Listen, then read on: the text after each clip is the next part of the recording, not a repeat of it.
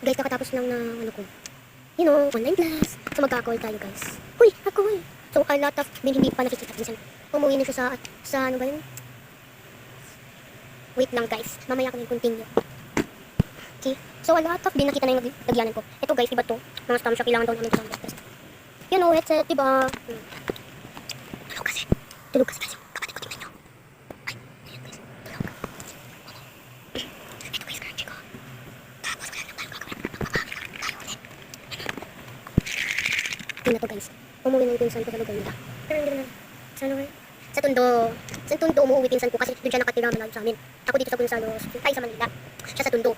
Pumupunta lang siya dito. Pag-graduate na siya, yun o. Pag-graduate na din ako. Pangarap ko guys maging paglaki ko, teacher. Magpapost kasi ganito ko guys.